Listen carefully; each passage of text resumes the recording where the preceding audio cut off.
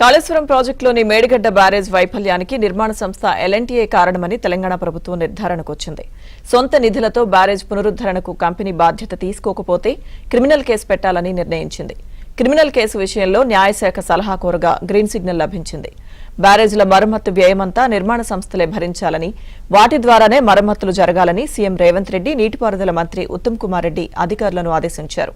అధికారులు ఇప్పటికే మేడిగడ్డ నిర్మాణ సంస్థ ఎల్ఎన్టీకి, అన్నారం నిర్మాణ సంస్థ ఆఫ్ఘాన్స్ కు, సుందిళ్ల నిర్మాణ సంస్థ నవయుగకు నోటీసులు ఇచ్చారు. వాటి నుంచి నిరాశాజనకంగా సమాధానం రావడంతో కఠిన చర్యలకు ఉపక్రమించాలని ప్రభుత్వం నిర్ణయించింది. త్వరలోనే షోకాజ్ నోటీసులు ఇవ్వనున్నారు. వాటి స్పందనను బట్టి క్రిమినల్ కేసుపై నిర్ణయం ఉంటుంది. 2019 మే నెలలో మేడిగడ్డ బ్యారేజ్ని అప్పటి ముఖ్యమంత్రి కేసీఆర్ ప్రారంభించారు.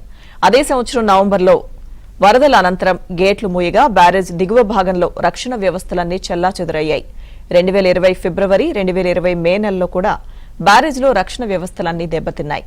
5 సార్లు నోటీసులు ఇచ్చినా దెబ్బతిన్న బ్యారేజ్లోని కాంపోనెంట్లను నిర్మాణ సంస్థ సరిచేయలేదని ప్రభుత్వం గుర్తించింది. మరమ్మతులు చేయకుండా ఎల్ఎన్టీ ఉద్దేశపూర్వకంగా ఒప్పందంలోని నిబంధనలను అతిక్రమించిందని ప్రభుత్వం భావిస్తోంది.